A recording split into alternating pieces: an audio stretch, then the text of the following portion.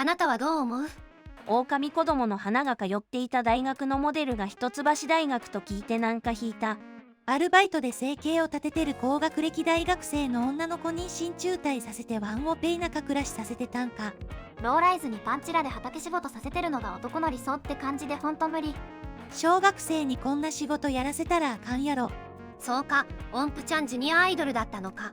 子供の時は小学生なのにアイドルで写真集もすごいって感覚だったけど、大人目線になると闇深く感じる。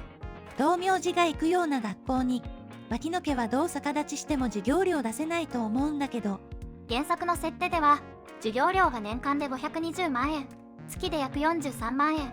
無理だよね。特待生の授業料免除でそこは行けても制服代金やら体操服やらが買えなさそう。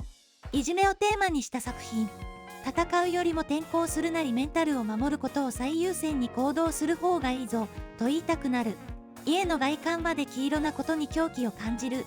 黄色い帽子のおじさん、もう少しだけジョージにしつけしてほしい。カリオストロの城。母親目線で10代の女の子が泥棒のおじさんを好きになっちゃダメ。ダメダメダメ。絶対反対。カリオストロの人の良いルパンはあんなのルパンじゃないね。大塚康夫の圧巻ルパンこそ本物のルパンだよ。原作ならクラリスはとっくにパンツ脱がされてる。当時はかっこいいと思ってたさせて、今見返すと散髪したくない社会不適合者に見える。砂糖抜けてから思いっきり中二病をこじらせた感じ。あれは絶対に後で黒歴史になるやつ。お父さんキャンプの準備中に旅立ち教にするはひどい。子供の頃は楽しかったけど大人になったらあの過剰なパンチラが嫌だわ。パヤオ先生のインタビュー見たけど、キキが街中でパンツ出すのは最後の通過儀礼として絶対必要なことだったらしい。実際、活動資金はどこから出てるの？書かれてないだけでその辺の船を襲ってるんだと思ってた。巨人島で勝った後山ほど財宝をもらってた。ルフィたちは民間人を襲わないだけでライバルから振られた喧嘩は買って奪ってるよ。おいしんぼ、漫画の中の人たち、生きづらいだろうな。山岡さんファミレスとかチェーン店とか行けないよね。新聞社の割にみんな仕事してなさそう。文化部が圧倒的に暇そう。千尋のメンタルは10歳とは思えないほど強靭。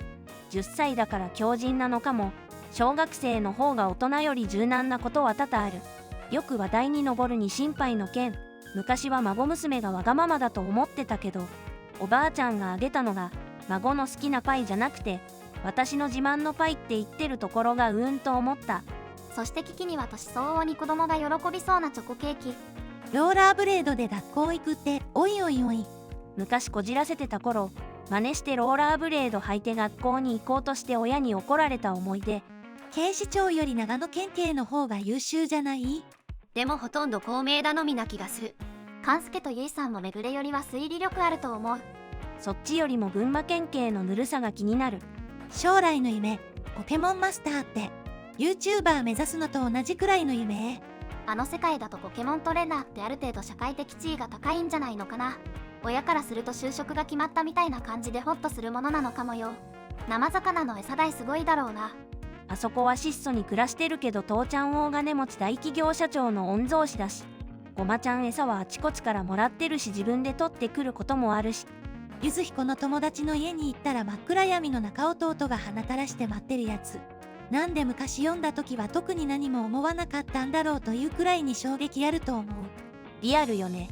藤野の闇。小さい頃クイディッチのルールわからん。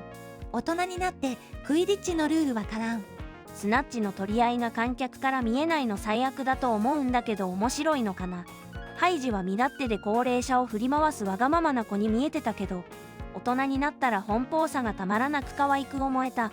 ロッテンマイヤーさんは偉い。今のようにネットがあれば、これだけ熱心な人ならハイジの特性に気づいて接し方を変えていると思う。マクロス7。戦闘機の操縦席で髪の毛逆立ててギター弾きながら熱唱すると、敵がドカンドカンやられていくの見てたらなんだか恥ずかしくなって見続けられなかった。スラムダンク。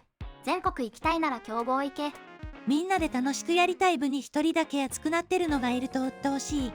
こんな真っ暗な道に子供2人は怖い。危機感ないよね。とはいえ昭和で移民もいない平和な時代だとこうなのかもしれない。わかる。危なすぎやろって。でも昔の親と子供って割とそんな感じだよね。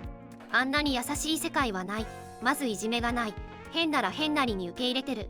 私がこのメンバーの立場だったら泣きます。このメンバーの親でも泣きます。小学生時代の私も中学生になったらあんな風になれるかな。ワクワク。大人の私、あんなスタイルの中学生がいるか。時代もあるのかもしれないけど、今見ると子供向けアニメの割に性的な感じするな。まあ実際大きな男のお友達も食いついたわけだし、そっちのオタク家も意識してたと思うんだよね。東條綾や鹿島さんのがいいじゃんって思ってたけど、大人になると分かりやすく絡んでくれる小悪魔的存在のがそれ可愛いよなって。アライグマラスカル、散々人間の食べ物を与えて育ててたのをいきなり島へ返すって。畑を荒らすようになって手に負えなくなるから山に返すというなかなか現実的な最後だったよね。聖司のストーカー気質やばいて。昔は普通に見れたけど一定の年齢を超えてから恥ずかしくて見てられなくなった。なんて自己中な母親なんだ。身勝手なところがあるのは否定できないけど、妻&母親としてはそこまで悪くはないと思う。北斗の拳とか花の刑事とかはギャグ漫画だったと気がついた。ケンシロウって小さい頃はかっこいいヒーローと思ってたけど、大人になって原作読むとなかなかのポンコツだった。花の刑事は私からしたらバイブルだよ。刑事みたいにおおらかで強くありたいと思ってる。エスパーマミ、娘のヌードを描くとか何事。当時編集者から裸シーン入れろと言われて苦肉の策でやったんじゃなかった。こういうのってアニメ再放送できないのかな。お母さん冷たいってよく言われてるけど、母親になってから見るとあんなもんだなと思った。湯婆婆が悪い人じゃなくて経営者としての鏡だと思った。がめついけど、従業員には普通に食べさせてるもんね。悪い待遇でもなさそうだし。イルカ先生の偉大さに気づいた。ナルトが一番辛いタイミングで一番必要な時に寄り添ってくれたのはイルカ先生だった。カカシ先生とジライアはちょっと遅いよ。メゾン一国の京子さんがだいぶやばい。本当に京子さんは面倒くさい。好きなヒロインによく名前が出るのが出せない。この前金曜ロードショーでやってたピーターパン。小さい頃は自由で楽しい冒険者っぽいイメージだったけど、大人になってから見ると考え方が子供すぎて成長しないって残酷だなと思った。カゴメってなんて良い子なんだと思った。当時は苦境が好きでカゴメは子供っぽく見えてたけど、今見ると苦境は意外に怒りっぽくて短気で幼稚。カゴメの方が器が広くて精神的に強い。高橋留美子先生もカゴメは一番心が広いヒロインって言ってたの納得した。桔梗も生前は巫女として我慢してたんだろうな。生き返ってからの方が自由と言ってたし。大人気シリーズ、大人になって印象変わったキャラ。いつもと違う意見を多めに集めてます。皆さんも思うキャラがいましたらぜひコメントで教えてください。人生に刺さるアニメ、漫画の名言を集めた動画もおすすめです。次はどんな漫画のネタをまとめようかな。またよろしくお願いします。